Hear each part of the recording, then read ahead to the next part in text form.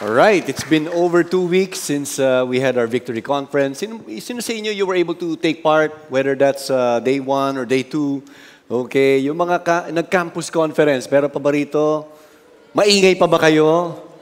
Ayan, may mga konting ingay lang. Mukhang hindi yata nagmerienda yung iba sa atin. Ano? But we hope, sabi nga ni Pastor Dave sa dulo ng video, no, the mission continues to reach the future leaders of our nation. Ano? Yung katabi mo ba, mukhang future leader yan. Okay? Mukhang future actor or actress ba yan? Or future doctor or engineer? Lahat ng klase ng future, di ba? I mean, every young person has a future in the Lord, and that is why we're reaching out to them. It's something that we have been doing since the last 40 years. In fact, ako din, I was 15 when I came to know God, and without people who walked through with me, I wouldn't be here. In fact, one of them is here, si Kuya Russell. Kuya Russell is here. Si Kuya Russell, no, kung di nyo lang po alam, he was one of the Mapua College students who helped disciple me. And when I was high school, sila po yung nagli-lead ng ministry. And hindi po siya pastor. Ginagamit po siya ni Lord. Imagine that, no? So, thank God for people like Kuya Russell, whom I'm surprised, nandito ka. Normally, nagta-10 a.m. kasi si Kuya Russell, ano? But praise God for people like him. And I want you to understand that kung nagtatrabaho ka na, married ka na, or maybe you're already a grandparent or grandparents na kayo, you can still make a difference in the young people. Amen? Alright, may 5 nag-amen. Salamat. At least may nag-agree, di ba? Okay, naantok talaga yung mga nasa 6 p.m. Kumain na ba kayo? Tignan mo nga yung katabi mo, sabihin mo, pwede mo ba ako ilibre ng samgyup mamaya? Pampagising. Ayan, magigising talaga yan, di ba? Now, nasa week 3, iba talagang, sige, libre mo na ako, kahit kape lang, kape.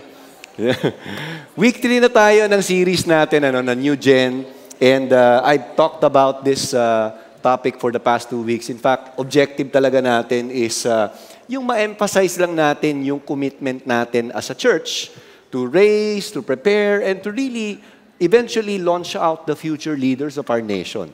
And we use it through the Scripture. No? Naniniwala tayo that our young people have a calling from the Lord. And now, week 1, we talked about a young David. Kasi ang Bible character natin for 4 Sundays is David. And week 1, 2 Sundays back, we talked about David as a young teenage shepherd whom God used to kill a giant named Goliath. But before he was able to kill this giant, he humbly listened to the present generation, which was King Saul, at yung kanyang tatay na si Jesse. No? And then in week 2, last week, we talked about the divine biblical friendship. Okay? David, when he was already drafted and part of the army of Israel, and he eventually formed a powerful, lifelong bond with his dear friend, close friend, Jonathan. Tonight, we're gonna talk about the life of David, at ito yung panahon naman na hari na siya. Established leader na siya, or present generation leader na siya nitong mga panahon na to, and how God would use someone to speak to his life because he committed something terrible. Okay? May hindi siya magandang ginawa, no? So ito yung pag-uusapan natin. Now, let me invite everyone to stand as we read the Word of God in reverence to God's Word. You can open your Bibles to 2 Samuel chapter 12. Alam niyo po yung, kung hindi niyo po alam yung 2 Samuel, katabi po siya ng 1 Samuel. Ayan, ang galing-galing ng mga iba sa atin. Nagbabasa talaga kayo ng Bible. So 2 Samuel chapter 12, we're going to read a rather long verses, no? Verses 1 to 15 tayo, no? It says here, "And the Lord sent Nathan to David. He came to him and said to him, 'There were 2 men in a certain city, one rich and the other poor. The rich man had very many flocks and herds, but the poor man had nothing but one little ewe lamb which he had bought. And he brought it up, and it grew up with him and with his children. It used to eat of his morsel and drink from his cup and lie in his arms. And it was like a daughter to him. Now, there came a traveler to the rich man, and he was unwilling to take one of his own flock or herd to prepare for the guest who had come to him. But he took the poor man's lamb, prepared it for the man who had come to him. Then David's anger was greatly kindled against the man.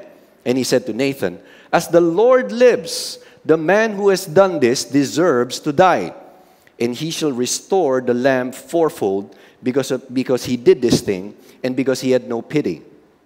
Verse 7, Nathan said to David, "You are the man. Thus says the Lord, the God of Israel. I anointed you king over Israel, and I delivered you out of the hand of Saul. And I gave you your master's house, your master's wives into your arms, and gave you the house of Israel and of Judah. And if this were too little, I would add to you as much more. Why have you despised the word of the Lord, and to do what is evil in his sight? You have struck down Uriah the Hittite with a sword, and have taken his wife to be your wife, and have killed him with the sword of the Ammonites. Now therefore the sword shall not depart from your house, because you have despised me, and have taken the wife of Uriah the Hittite to be your wife. Thus says the Lord, behold, I will raise up evil against you out of your own house, and I will take your neighbor, and he shall lie with your wives in the sight of this son, for you did it secretly, but I will do this thing before all Israel and before the sun." David said to Nathan, "I have sinned against the Lord." And Nathan said to David, "The Lord also has put away your sin. You shall not die. Nevertheless, because by this deed you have utterly scorned the Lord, the child who is born to you shall die." Finally, in verse 15, Nathan went to his house. Let's all bow our heads and pray. Lord, as we unpack this message on how you've used a prophet by the name of Nathan to bring correction in the life of David, a correction with the intention of restoring him back to his place with you, may you also speak to us tonight. May this word not be ignored, but may this word turn our hearts back to you. For some of us who may have been walking on slippery slope, may this message ring loudly into our hearts. Speak to us, restore some of us, correct some of us, and for the rest of us, if there is a need for the word to be reinforced, may this story be reinforced in our hearts so that we may be changed through your truth. In Jesus' name we pray. Amen and amen. Let's all take our seats.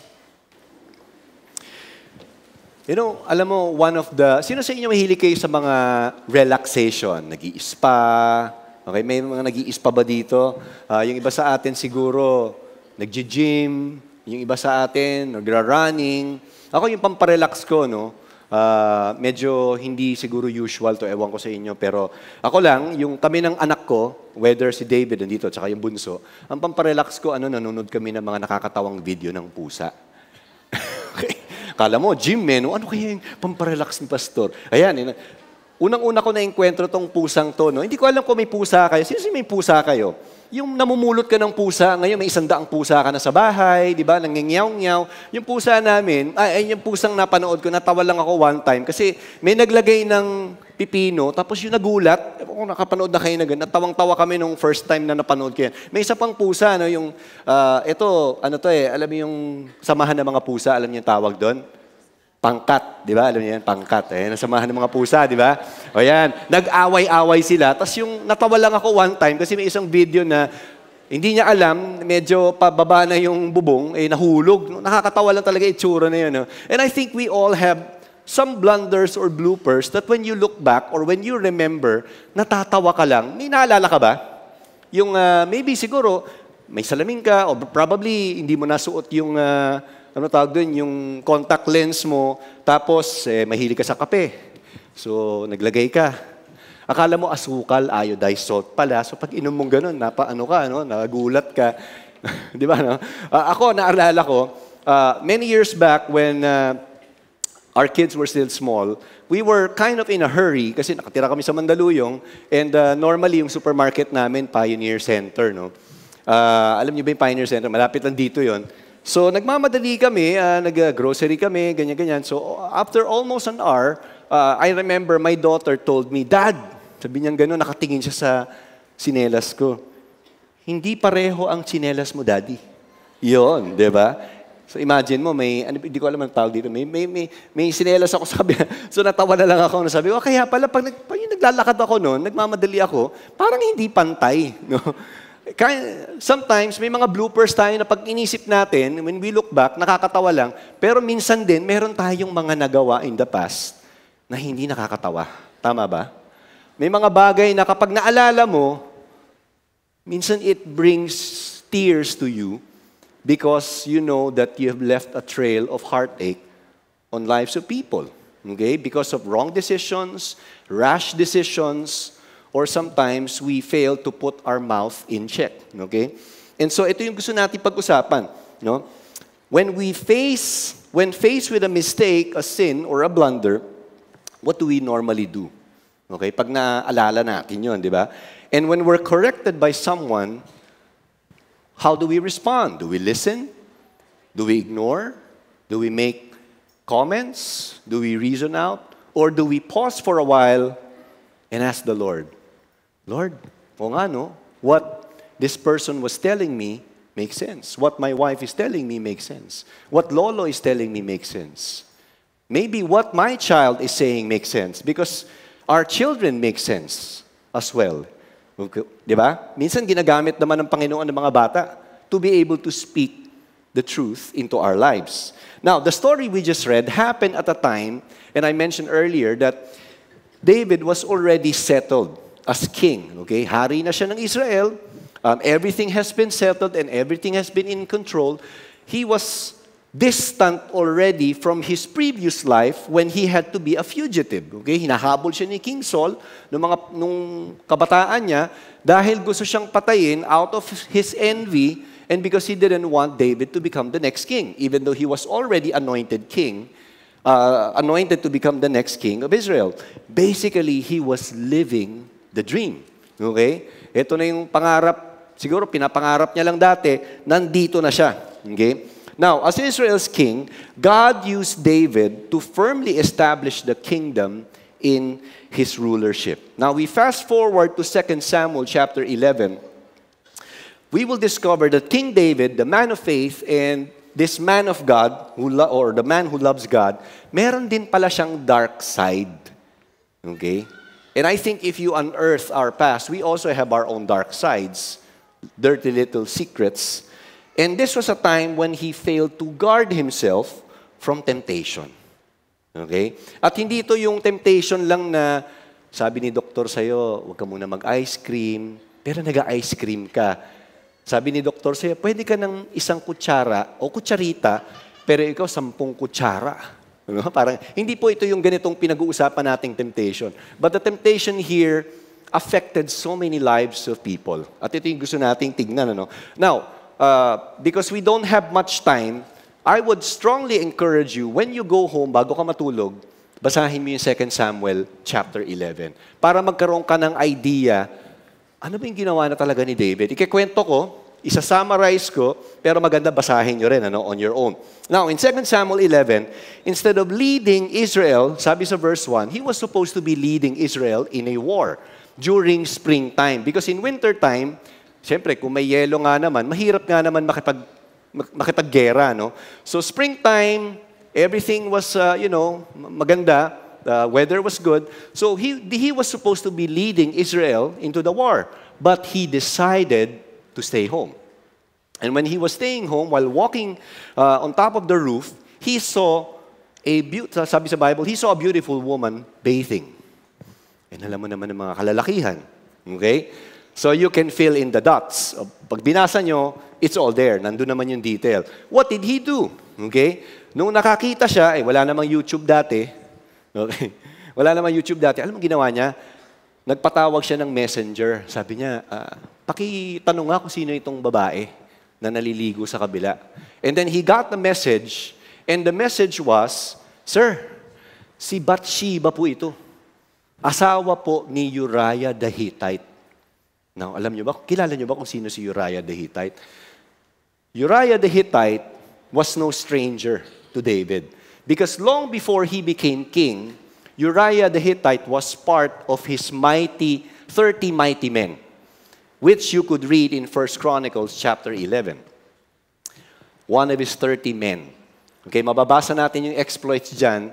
And as one of the 30 mighty men, ito yung mga, nung panahon na hinahabol-habol si David, ito yung isa sa mga nagpo-protect kay David. In fact, nung naging hari na siya, and during wars, si Uriah was one of the 30 who would stand by his side.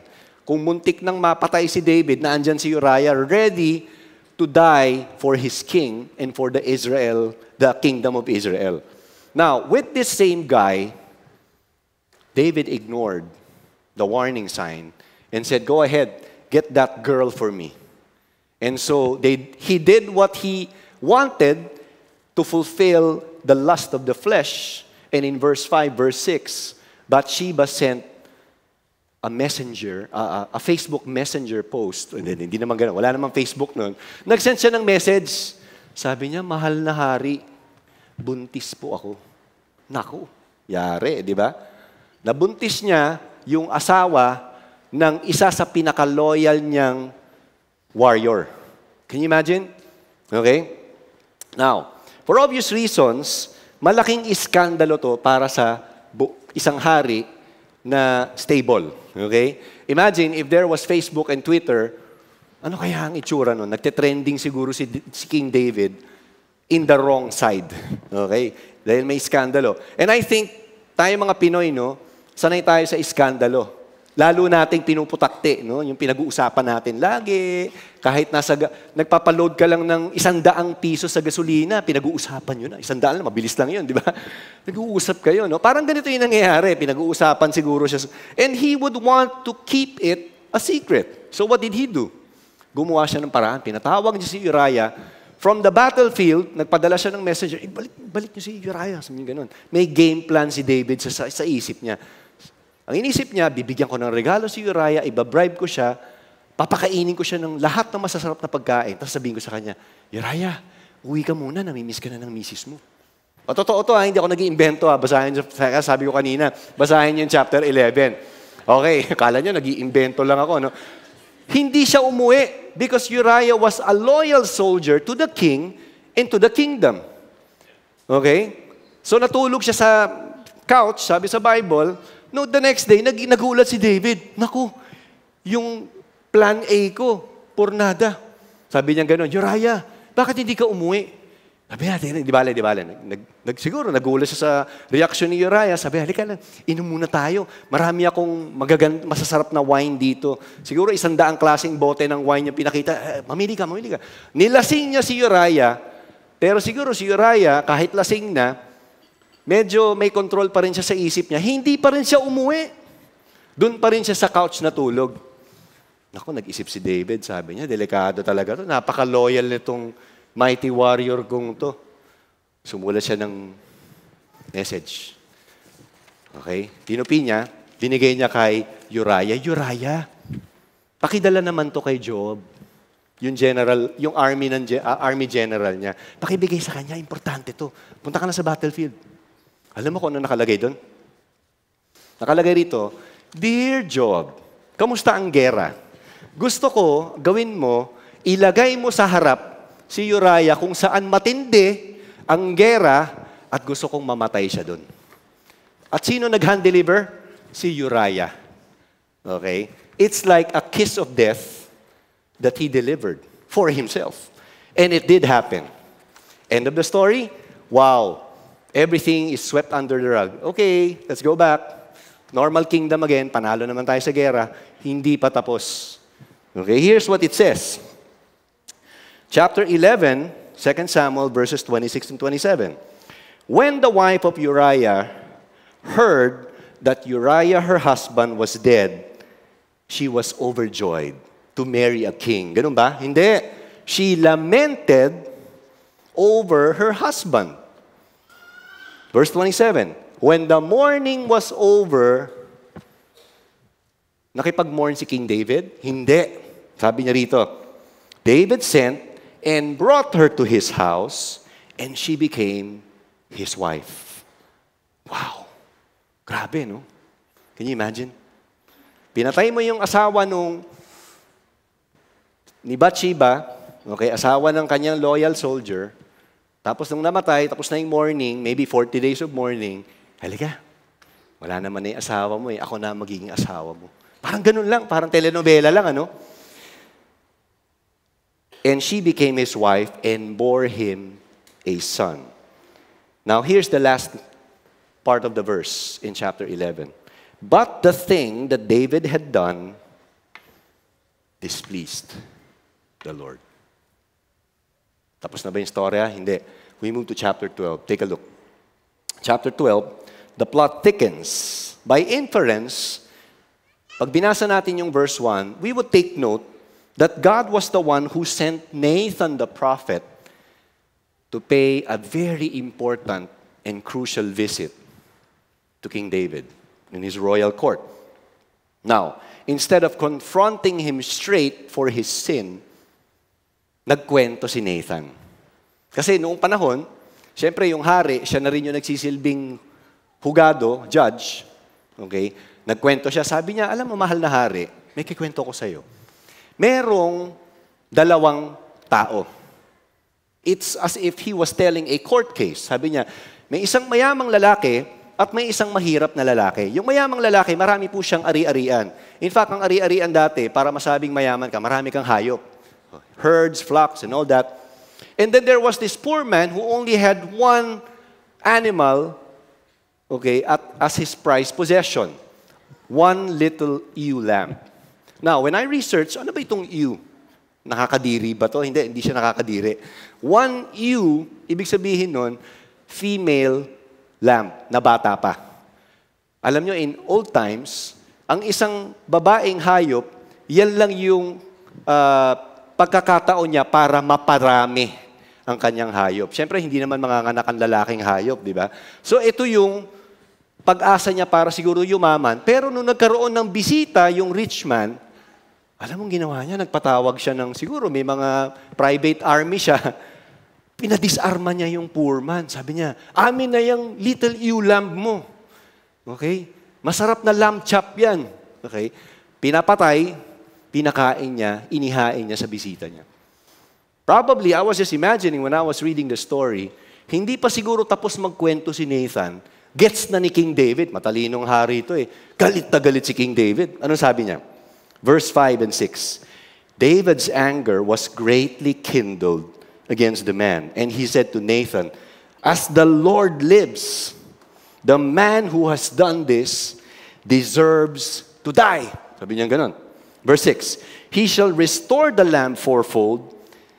He did this because he did this thing and because he had no pity. Sabi niya ganon. You know what? In the Mosaic law, I think in Leviticus and part of Exodus, stealing someone's animal doesn't necessarily need to meet a capital punishment. Hindi ibig sabihin equivalent capital punishment. Tama yung sinabi ni David sa last part. Kailangan ibalik niya fourfold, no? Fourfold could be 16 times. Okay? Kasi apat na tupi. Parang ganun siya, no? Dapat ibalik niya yan. 16 times. Parang ganun yung gusto niya sabihin. But we all know that Nathan was using that story to finally nail, okay, the point. Ano ba ang point niya? Two life-changing takeaways that every generation of people need to learn. Okay? Ano ba itong life-changing takeaway? Number one, we need a Nathan in life to remind us if we are going out of track spiritually. Lahat tayo kailangan natin yun. Kasi hindi naman tayo matalino lagi. Hindi naman tayo laging malinaw, 2020, kita natin lahat. May tinatawag na blind spot. Marami po akong blind spot. And there would be times, it would be my wife who would tell me my blind spot. Okay? Now, it's a matter of whether I will listen to her or not because she could see it. Okay? And in reality, we need that all the time in our life. You see, God gave a word. Bago ito, no? It's hard to imagine what Nathan did in chapter 12. Kasi pwede siyang mapapatay ni King David. Paano kung yung galit ni King David, napikon siya, how dare you talk like that to your king? Pwede naman ganun eh. And then he would order the royal guards to strike Nathan down and done. Tapos na. Pero he still did it because he knew God told him to do it. Okay? Now, interestingly, before Nathan visited David, in 2 Samuel chapter 7, verse 11 to 15, God gave a word na sinabi niya kay Nathan, sabihin mo to kay David. Alam mo kung ano sabi niya? Very encouraging. Verse 11, "From the time I appointed judges over my people Israel, and I will give you rest from all your enemies. Moreover, the Lord declares to you that the Lord will make you a house. When your days are fulfilled and you lie down with your fathers, I will raise up for your offspring after you, and you who shall come from your body, and I will establish His kingdom." Basically, God was telling David, kung na-strip away ko yung kaharian sa kamay ni King Saul, this time, I'm not gonna do it in your lifetime. Yes, maaring magkamali ka o ang descendants mo, but I'll still be here. Ito sabi niya sa verse 14, "I will be to him a father, and he shall be to me a son. When he commits iniquity, sin, I will discipline him with the rod of man, with the stripes of the sons of men. And then verse 15, ito sabi ni Lord, "But my steadfast love will not depart from him as I took it from Saul, whom I put away from before you."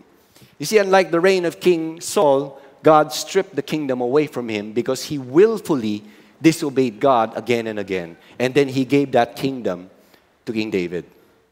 Okay?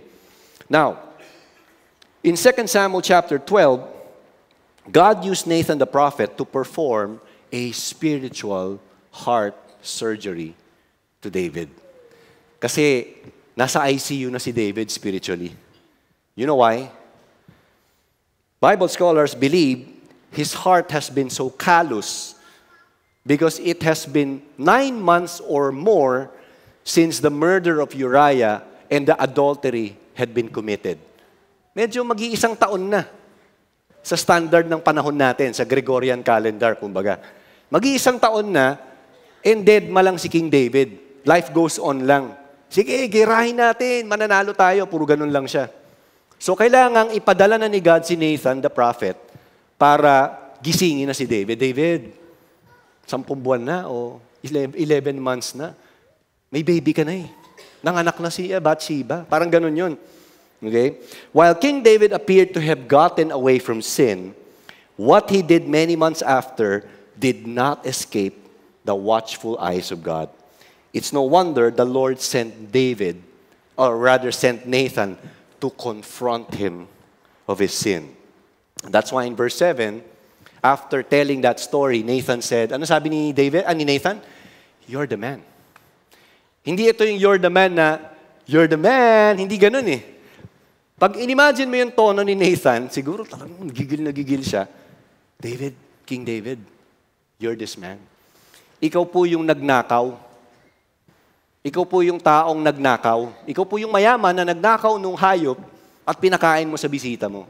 Parang ganun ang gusto niyang sabihin with that parable or that analogy. He did this not to humiliate the king right in his royal court.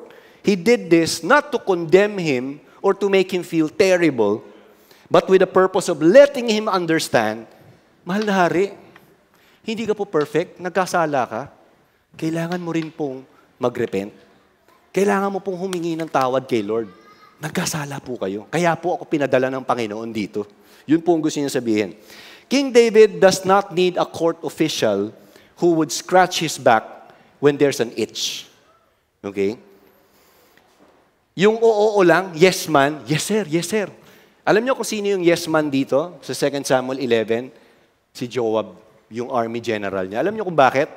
Because when he received the letter, okay, na nakasulat siguro sa parchment, and he saw it, he did not question the command of the king. He just said, "Yes, sir." Sabi ni sir, "Oh, Uriah, alam mo, may game plan tayo. Okay? Dito ka sa harap, ha?" Siguro nag-isip-isip si Uriah, bakit kaya ako ilalagay sa harap? nandito yung mga archer, tirador.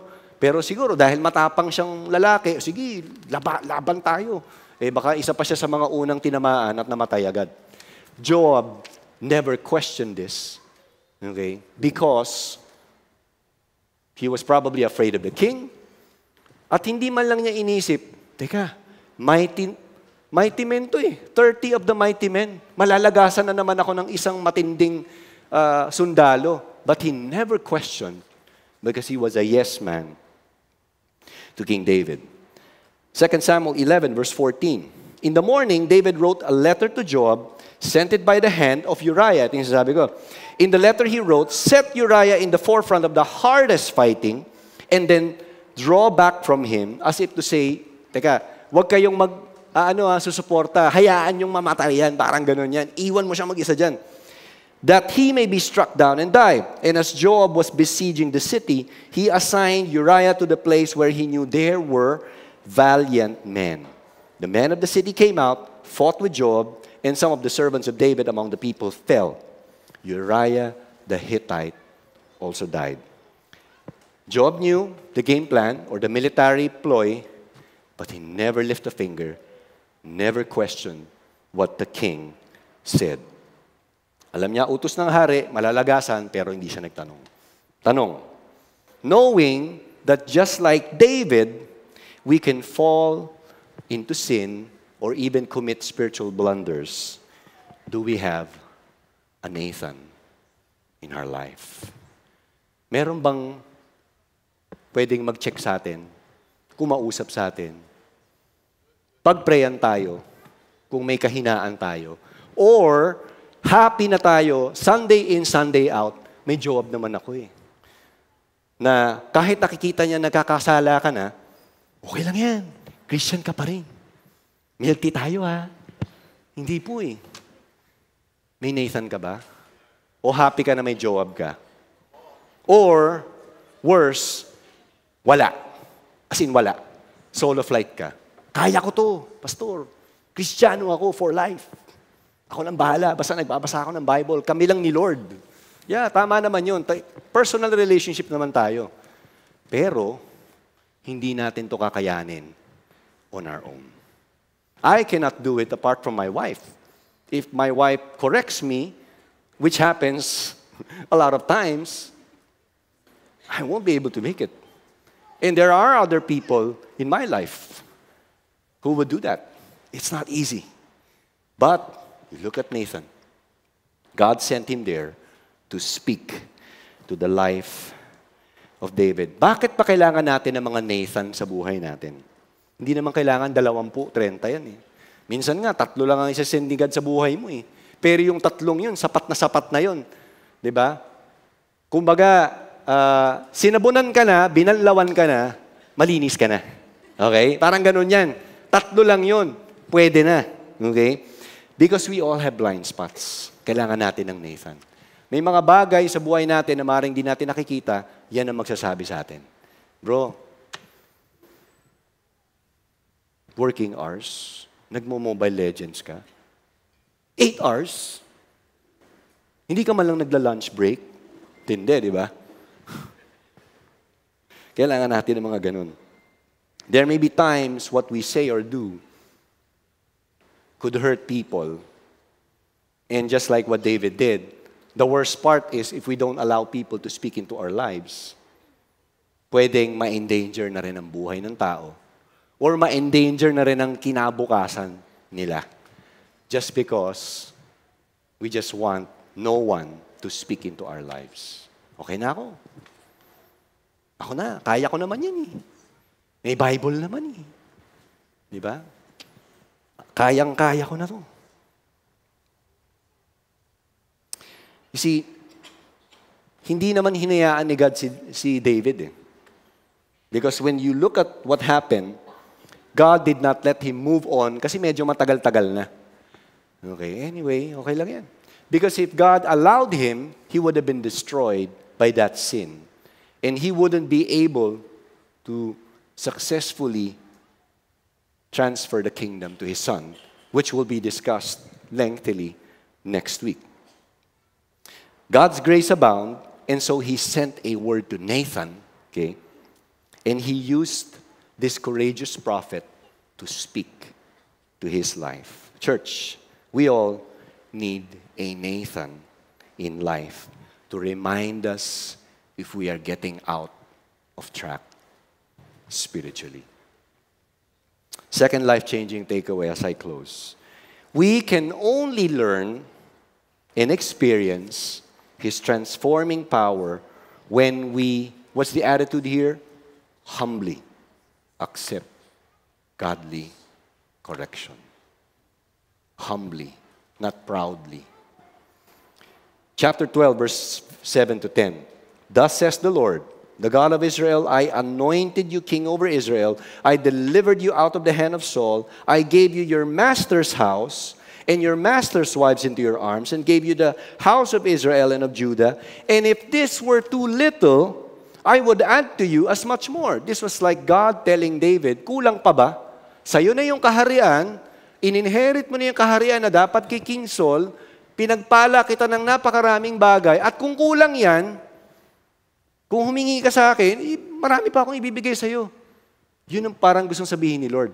Now, in verse 9, etong tanong ni Lord, why have you despised the word of the Lord to do what is evil in His sight? You have struck down Uriah the Hittite with a sword and have taken his wife to be your wife and have killed him with the sword of the Ammonites. Now, by saying, you're the man, in verse 7, Nathan jolted David. Maybe 10, 11 months after the sin was committed. And he was telling him, short of saying, David, mahal na hari, why did you trade God's word, God's favor, God's blessing over a 15-minute cheap thrill?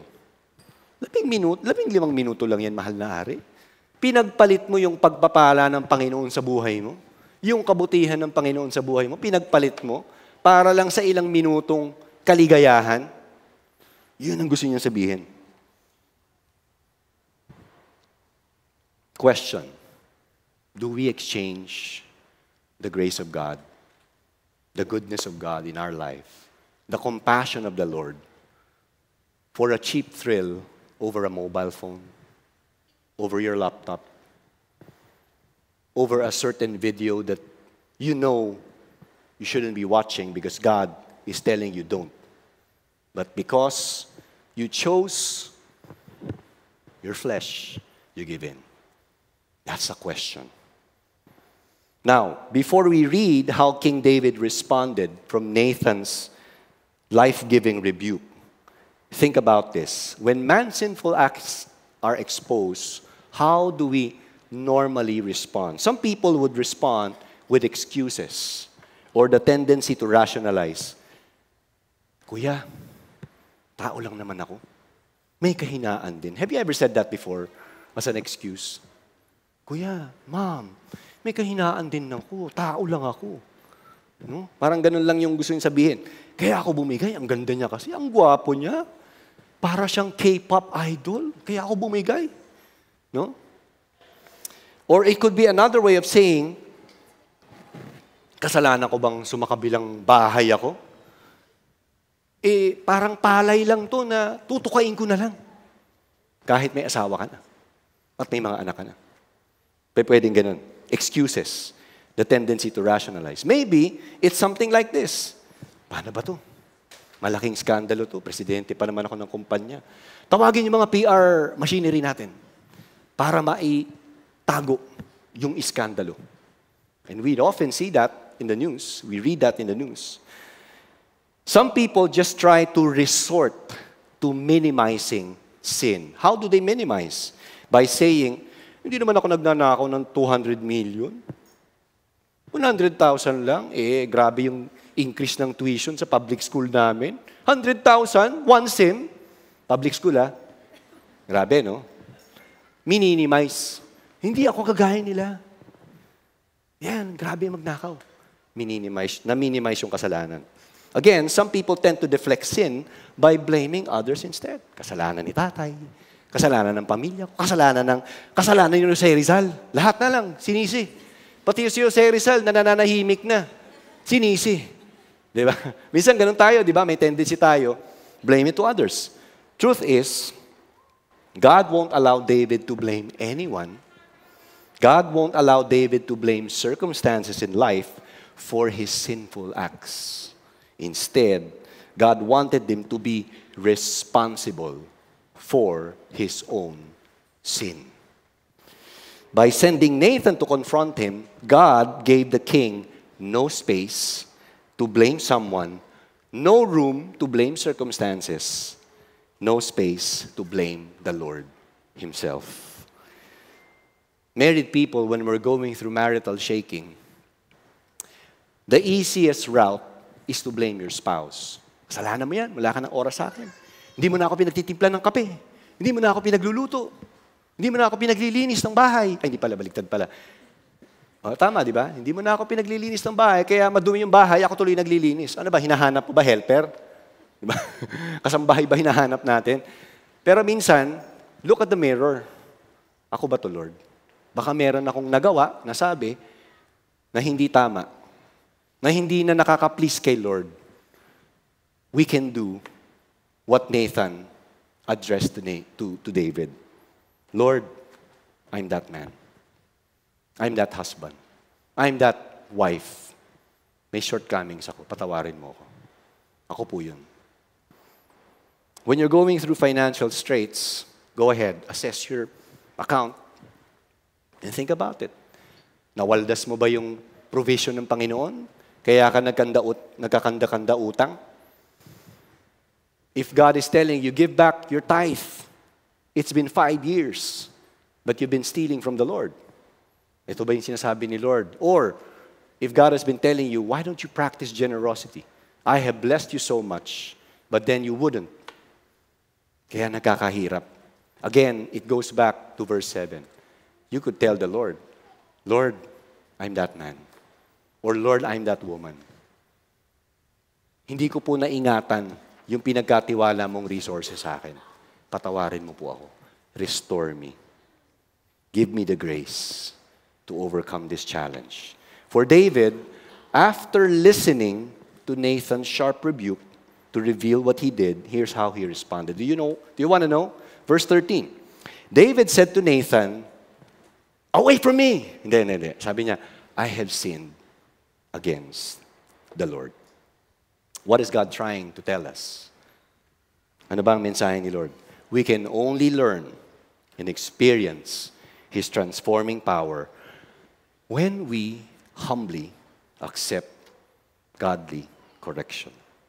You see, despite his royal standing, David understood that the Lord was the ultimate king of his life. He may be the king of Israel, pero alam niya, ang hari sa lahat ng hari ay walang iba kundi ang Panginoon. Malinaw kay David. Any other king who brims with pride and bristles with machismo could have just ordered the royal guards to say, strike this prophet down. He is accusing me. Or this has been 10 months ago. Pwede naman ganun eh. But he said, I have sinned against the Lord. He was basically telling Nathan, nasaktan ko ang Panginoon. Nasaktan ko siya. David did not give further reasons or excuses. He simply said, I sinned. He sinned against Bathsheba by having her husband killed. He sinned against Uriah by having him killed in the battlefield. And he sinned against the kingdom of Israel because he betrayed the trust of the Israelites at that point. Ultimately, David knew he sinned against the Lord. Panginoon siya nagkasala. King David, as I close, as he looked back at what he did, he penned a very powerful chapter in Psalm 51. Here's what it says in verse 1. With all humility, this I have sinned against the Lord was expounded in this chapter. Sabi niya rito, have mercy on me, O God, with a capital G.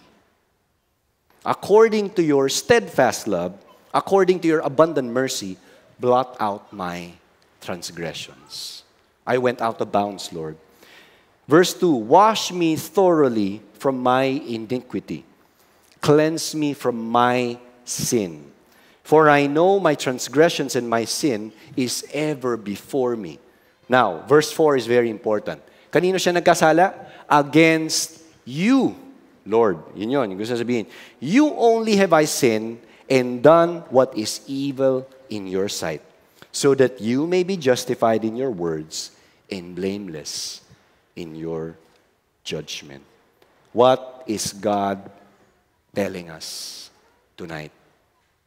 Think about it. Ano ba ang sinasabi ni Lord sa iyo ngayon? After going through this story, we can only learn and experience His transforming power when we humbly accept godly correction.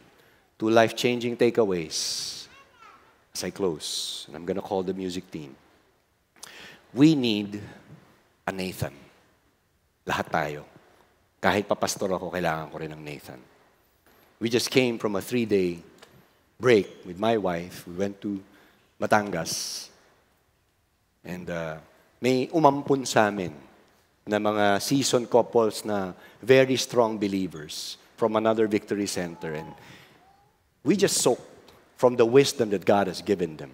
And we thank God for people like them who were there to guide us or to serve as our guide, even though we've been married for almost 20 years.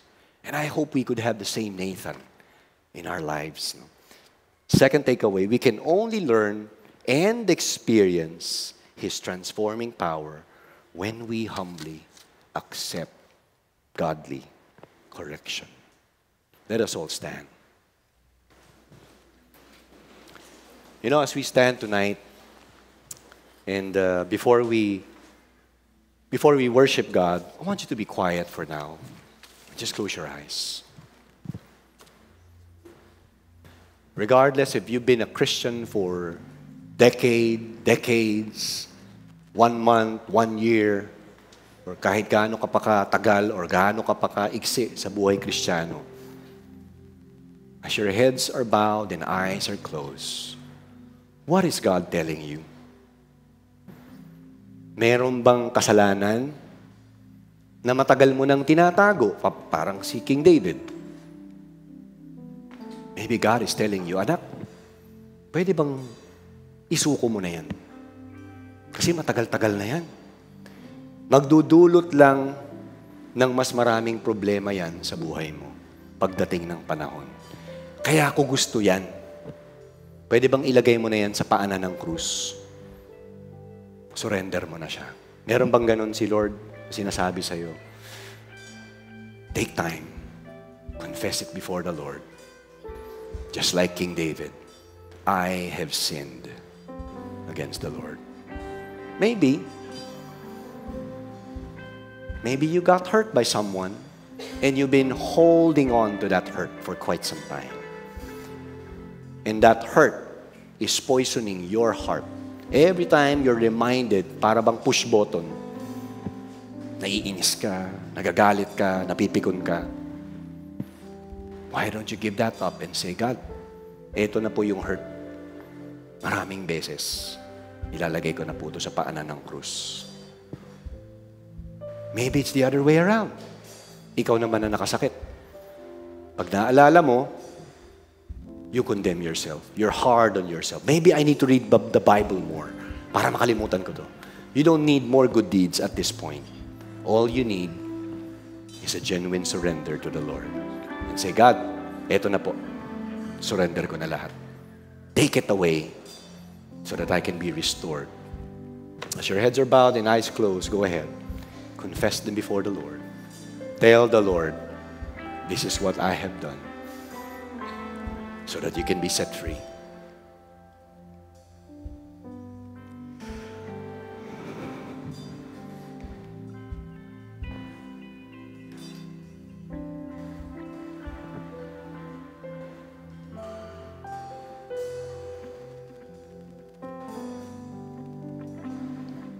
Thank you, Lord.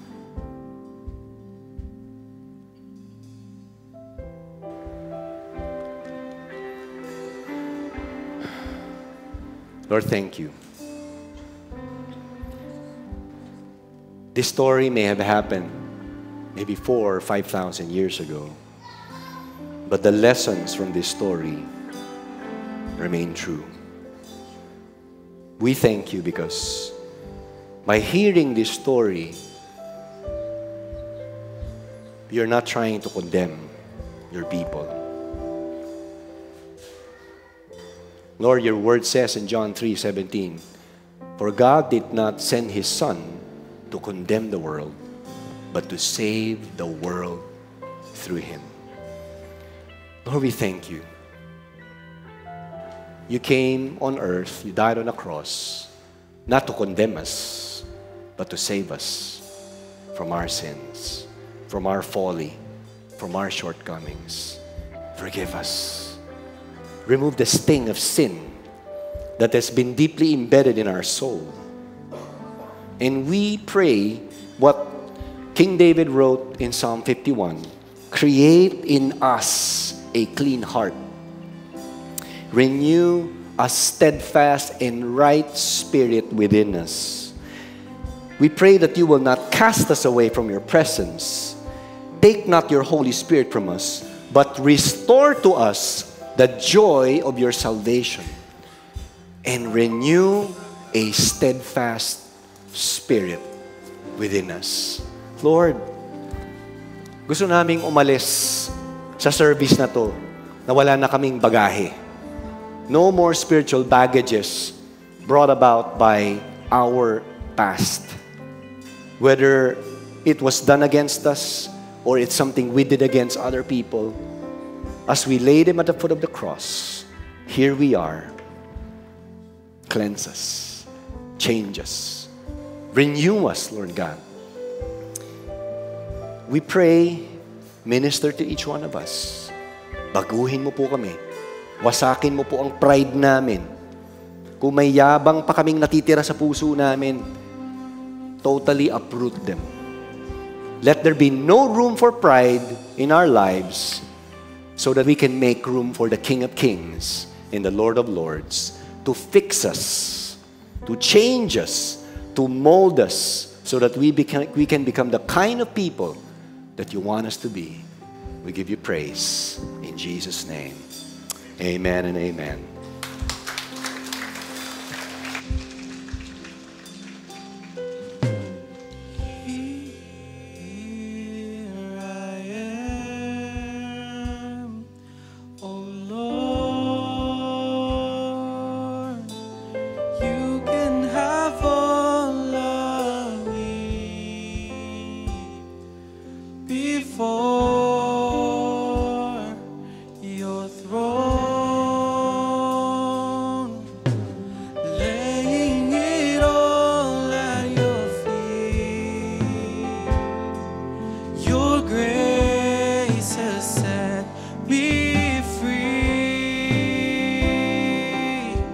So Jesus, have all of me here. I am. Come on, lift your voices. Oh Lord, you can have all of me.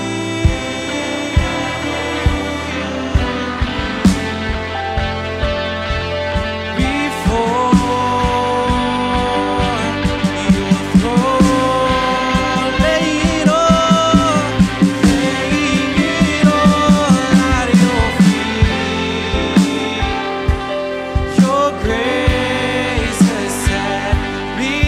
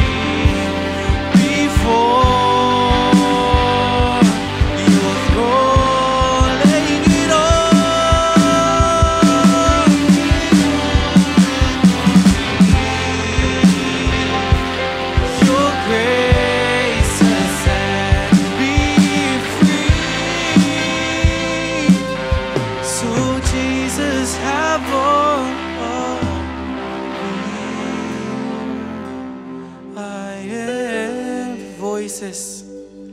Oh Lord, have all of me. Have all of me.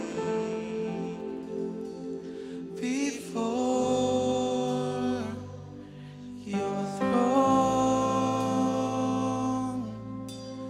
laying it all at your feet. Your grace has set me free. So Jesus, have all of me. You know, I believe the Spirit of the Lord is here. Do you believe that? The Bible says, where the Spirit of the Lord is, there is freedom.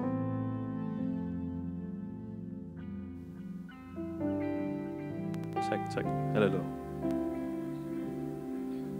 Baliktad. Yeah. You know, if 2,000 plus, or the time of David, they had a Nathan to rebuke. You know, probably today, siguro hindi naman, or maybe sometimes when we gather here, you feel like, ako ba yung kinakausap ni Pastor? May mga ganun ba kayong feeling? Ako ba yun? Parang, masyado siyang, parang alam niya ba yung nangyayari sa buhay ko? You know, I believe that's the Holy Spirit trying to knock at our hearts, trying to call us out, and trying to give us an opportunity to repent and to respond to Him. If you think about it, grabe lang yung grace ni God for David to even send a Nathan. And David didn't miss the opportunity to respond to God. And I believe it's appropriate for some of us today here to respond to God out of faith. And so, I want to invite some of you to make a decision. Not just to say sorry to God, but really to surrender your life to Jesus today. Kanina, earlier we were singing, you know, what can wash away my sin? Nothing but the blood of Jesus. You know, no matter what you've done, if you feel like wala nang mangyayari sa buhay ko ganito na, you know, Jesus can make you whiter as snow. Can make you clean and make you righteous again. And so, I want you to bow down your heads.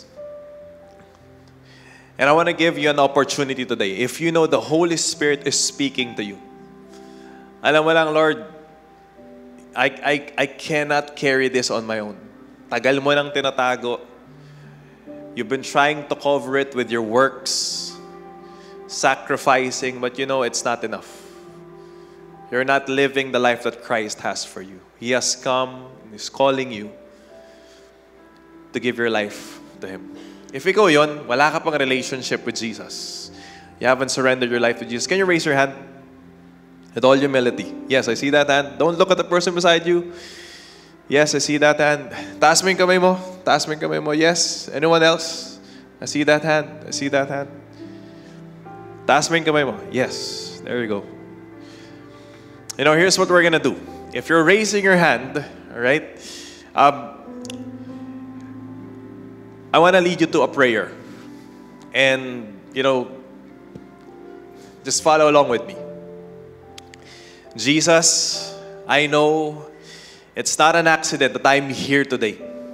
You brought me here, and this is grace. Lord, instead of giving me what I deserve, Lord, you've given me so much more. And Lord, you're giving me an opportunity to repent. And so, Jesus, today, help me to turn away from sin and to surrender my life to you and to follow you all the days of my life. Lord, maraming salamat because your sacrifice, your death, your life, your resurrection is enough already to redeem me and to make me brand new. And so, Lord, I welcome you into my life. Be my King, be my Lord. In Jesus' name, amen and amen. Can we give God praise? You know, if ikaw yon, nagtaas ka ng kamay, really, we don't want you to miss the opportunity. Hindi sa pagtataas ng kamay natatapos yung buhay na gustong ibigay sa'yo ni Jesus.